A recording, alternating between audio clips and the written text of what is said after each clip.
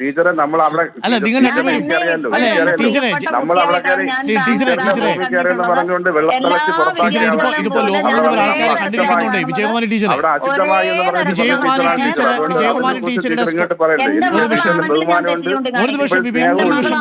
സ്നേഹമുണ്ട് ബഹുമാനമുണ്ട് ടീച്ചർ. ഞാൻ അവിടെ ടീച്ചറിന്റെ റൂമിൽ കയറാൻ പറഞ്ഞ വെള്ളം തളിച്ച് ശുദ്ധീകരിച്ച ടീച്ചറാണ്. അതുകൊണ്ട് ടീച്ചർ അങ്ങനെ വിജയകുമാരി ടീച്ചർ നമ്മളൊക്കെ ടീച്ചറെ ഇത്ര അല്ലല്ല ടീച്ചർ അത്ര അധിക്ഷേപിച്ചാണ്. അവിടെ എല്ലാ കുട്ടികൾക്കും അറിയാം ചന്ദ്രമതി എന്ന് പറയുന്ന ചന്ദ്രമതി ടീച്ചറെ. ഞാൻ അരുൺ സാറേ ഞാനല്ല അവിടെ ബലിയാടായിട്ടുള്ളത്. ചന്ദ്രമതി എന്ന് പറയുന്ന ഒരു അവിടെ റിസർച്ച് മനസ്സിലായി കുട്ടി ഉണ്ടായിരുന്നു. മനസ്സിലായി വിപിൻ.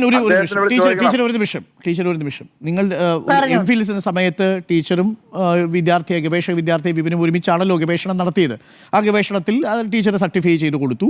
അതിനുശേഷം PhD ചെയ്തു. ടീച്ചറിന് അതിനകത്ത് വിയോജിപ്പുണ്ടായിരുന്നു. അത് ഓപ്പൺ ഡിഫൻസിൽ അറിയിച്ചു. ആ വിയോജിപ്പ് പബ്ലിക്കേഷനിൽ പരിഹരിക്കാമെന്ന് വിപിൻ പറയുകയും ചെയ്തു. ടീച്ചർ സ്വാഭാവികമായും ഒരു പ്രൊഫസർ എന്ന നിലയിൽ സംസ്കൃത ഭാഷ മികച്ചതായിട്ട് പോകണമെന്ന് കരുതി എന്നുള്ളത് കൊണ്ട് ഞാൻ പറഞ്ഞു എന്ന് ഞാൻ വിശ്വസിക്കാം. പക്ഷേ അതിനുശേഷം വന്ന ആരോപണങ്ങൾ ഗുരുതര സ്വഭാവത്തിലുള്ളതാണ്. അതിലിപ്പോൾ ടീച്ചറിപ്പോൾ അയാളുടെ സംസ്കൃത പ്രാവീണ്യം ലൈവായിട്ട് പരീക്ഷിച്ചു എന്നുള്ളത് കൊണ്ട് ആ ആരോപണം മാറുന്നില്ല. പക്ഷേ ടീച്ചറും വിദ്യാർത്ഥിയും തമ്മിൽ ഇതിന് തീർക്കാൻ പറ്റുന്നെങ്കിൽ നിങ്ങൾ തീർക്കുന്നതല്ലേ നല്ലത്. നിങ്ങൾ ഒരുമിച്ച് സംസാരിക്കൂ. ഇതിപ്പോൾ ലൈവായിട്ട് നമ്മളിപ്പോൾ ഞാൻ വിളിച്ചപ്പോൾ രണ്ടുപേരെ സംസാരിക്കണമെന്ന് പറഞ്ഞുകൊണ്ട് കണക്ട് ചെയ്തെന്ന് മാത്രമേ ഉള്ളൂ. ഞാൻ ഇതിൽ സംസാരിക്കണം ആഗ്രഹിച്ച ആളല്ല. ഞാൻ വിളിച്ചപ്പോൾ ടീച്ചറോട് പറഞ്ഞത് മാത്രം ടീച്ചറിന്റെ ഒരു വിദ്യാർത്ഥിയല്ലേ വിപിൻ? പറഞ്ഞ കൂട്ടത്തിൽ വിപിൻ കൂടെ ഉണ്ടെന്ന് അറിഞ്ഞതിന്റെ കാര്യം പറയാണ്. ടീച്ചറിന്റെ ഒരു വിദ്യാർത്ഥിയല്ലേ വിപിൻ?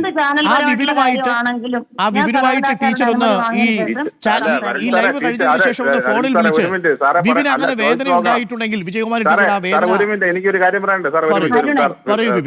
അരുൺ സാറേ ഇത് ഞാൻ ഈ കാര്യമായിട്ട് ക്യാമ്പസിൽ ഉണ്ടായിരുന്നുകൊണ്ട് വിജയകുമാരി എനിക്ക് അറിയാവുന്നതുകൊണ്ട് എനിക്ക് പരിമിതിയുണ്ട്. പക്ഷേ എങ്കിലും അവരെ മുസ്ലിം ഒരു മിനിറ്റ് സാറേ ഒരു മിനിറ്റ് ഞാനത് പറയണം സാറേ. ഞാനല്ല ബലിയ. ഞാനിപ്പോ പത്രമാധ്യമം ഇപ്പൊ ഞാൻ വന്നത് കാരണം ഇതിനു മുമ്പ് ചന്ദ്രമതി എന്ന് പറയുന്ന ഒരു വിദ്യാർത്ഥി ഉണ്ടായിരുന്നു. ജാതി അധിക്ഷേപം. ആ കുട്ടി ആ ജാതി അധിക്ഷേപത്തിന് കേസ് കൊടുത്തിട്ടുണ്ട് ഇവരുടെ പേരില്, എന്റെ ടീച്ചറിന്റെ പേരില്. അതുപോലെ തന്നെ അവിടെ ഒരു പെൺകുട്ടി, അതായത് മുസ്ലിം പെൺകുട്ടി, ഒരു ഫസ്റ്റ് റാങ്ക് വാങ്ങിച്ച ഒരു കുട്ടിയുണ്ട്. പേരും എനിക്ക് മറന്നുപോയി. ആ കുട്ടിയുടെ നമ്പർ ഞാൻ തരാം സാറേ. അതിനെ ജാതി അധിക്ഷേപം ചെയ്തിട്ടുണ്ട്. തട്ടമിട്ട് വരുന്ന കുട്ടികളെ അവർക്ക് ഇഷ്ടമില്ല.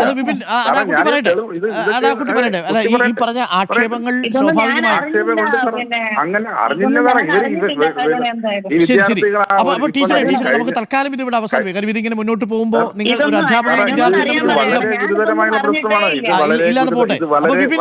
തെളിവുണ്ട് സാർ, തെളിവുണ്ട്. അതിനുള്ള എല്ലാ തെളിവുണ്ട്. വിജയകുമാരി ടീച്ചറെ വിപിനെ ഒന്ന് വിളിക്കുക. വിപിന് ഉള്ള വിഷമം എന്തെങ്കിലും നേരിട്ടിട്ടുണ്ടെങ്കിൽ വിജയകുമാരി ടീച്ചറെ ഒറ്റ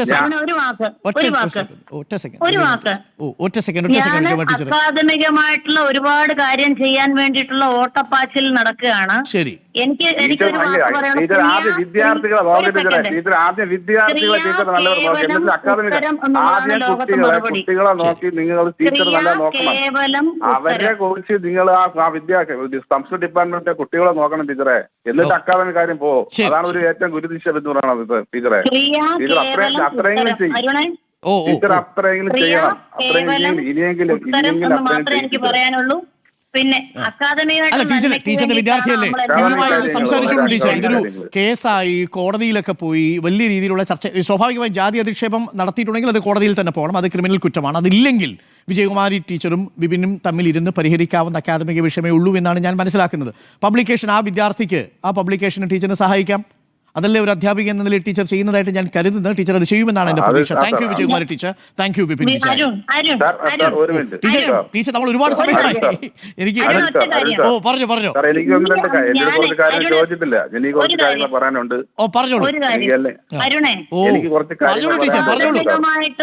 മെത്തഡോളജിക്കപരമായിട്ടും അല്ലെങ്കിൽ ഫൈൻഡിങ്സിലും ഒക്കെ വരുന്ന തെറ്റുകൾ തിരുത്തി വെക്കുക എന്ന് പറയുന്നത് വലിയൊരു അപരാധമൊന്നും അല്ല ലോകത്ത്.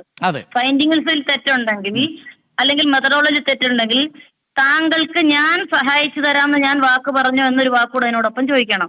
ഇദ്ദേഹത്തിന് മലയാളത്തിലും സംസ്കൃതത്തിലും ഇംഗ്ലീഷിലും പറയാൻ ബുദ്ധിമുട്ടിയപ്പോൾ ഞാൻ പറഞ്ഞു മലയാളത്തിൽ പറയൂ, പച്ച മലയാളത്തിൽ പറയൂ, ഞാൻ ശ്രമിക്കാം.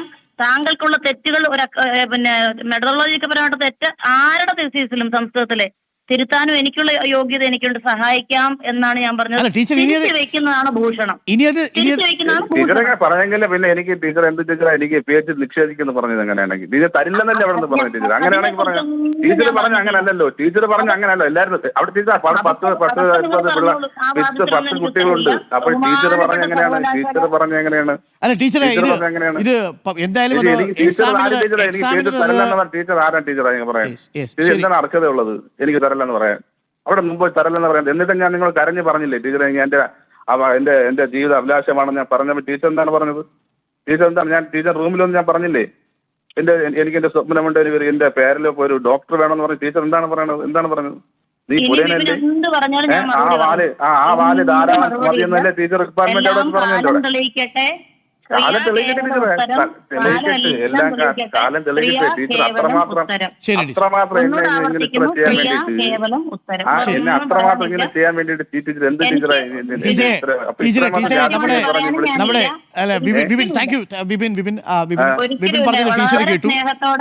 സാറേ ഞാൻ എനിക്ക് എന്തെങ്കിലും ഈ ടീച്ചർ എനിക്ക് എന്ത് സംഭവിച്ചാലും ടീച്ചറായി എന്തെങ്കിലും ഉത്തരവാദിത്യം.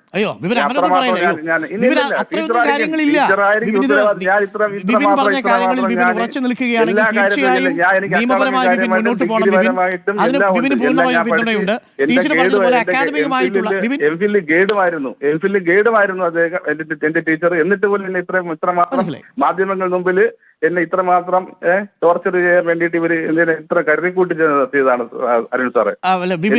എന്റെ ജീവിതത്തിൽ ഞാൻ ഈ ലോകം പോലെ കേരളത്തിലെ വേഗം പോലെ സൃഷ്ടിക്കപ്പെടുമെന്നാണ്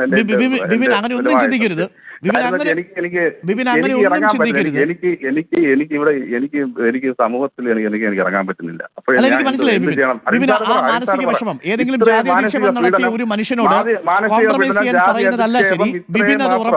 നിയമപരമായിട്ട് ഞാൻ മുന്നോട്ട് തന്നെ പോകും.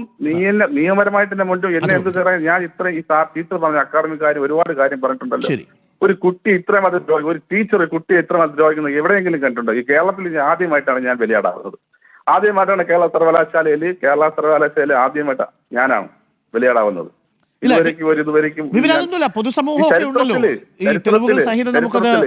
മുന്നോട്ട് കൊണ്ടുപോകാൻ പറ്റില്ല. അതിനകത്ത് തളരൊന്നും വേണ്ട. ബാക്കി കാര്യങ്ങളൊക്കെ അതിന്റെ വഴിക്ക് നടന്നോളും. നിയമപരമായി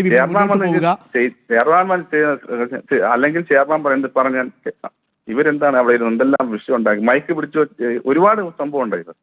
ഇതൊക്കെ പറഞ്ഞു കഴിഞ്ഞാൽ ഒരു വിദ്യാർത്ഥികൾ ദ്രോഹിച്ച് അങ്ങ് കരുതി കൂട്ടി എന്റെ തീസിസ് ലൈബ്രറിയിൽ പോയി എടുത്തോണ്ട് വന്ന് എടുത്തോണ്ടെന്നാണ് ഇവർ അവിടെ വന്നിട്ട് ഇതെല്ലാം എഴുതി വെച്ച് മനഃപൂർവ്വം കരുതി കൂട്ടി. അറിയണം അതറിയണം. കാര്യം എന്ന് വെച്ച് കഴിഞ്ഞാൽ ഓൺലൈനിൽ വഴി പല ചോദിച്ചിട്ട് ഞാൻ മറുപടി തയ്യാറാണ്. പക്ഷെ ഇവർ കരുതി കൂട്ടി ഇവരെ ഫോൺ പരിശോധിച്ചാൽ അറിയാം. 15-ാം തീയതി അവിടെ ഇരുന്നിട്ട് എല്ലാവരും വിളിച്ചു വരുത്തി ഓൺലൈനിൽ മെസ്സേജ് അയച്ചുകൊണ്ട് അതായത് ഞാനൊരു റിസർച്ച് സ്കോളർ അല്ലേ. അവര് കാരണം സാർ ഒരു മിനിറ്റ് അവരെന്ന് പറയുമ്പോൾ സംസ്കൃത പണ്ഡിതം അതായത് റിട്ടയർഡായ അധ്യാപകരാണ് എന്നെ ചോദ്യം ചോദിച്ചത്. എന്നെ അവിടെ മാനസികമായി ആദ്യം ചെയ്ത അവരുടെ ലക്ഷ്യം മാനസിക പീഡനം. അല്ല വിപിൻ, ചോദ്യങ്ങൾ സ്വാഭാവികമാണ്. പക്ഷേ അതിൽ സൂചനകൾ ഉണ്ടെങ്കിലാണ് വിപിൻ കുഴപ്പം. വിപിൻ പറഞ്ഞതുപോലെ അങ്ങനെ ടീച്ചർ പറഞ്ഞിട്ടുണ്ടെങ്കിൽ ഗുരുതരമായ തെറ്റാണ് ടീച്ചർ ചെയ്തത്.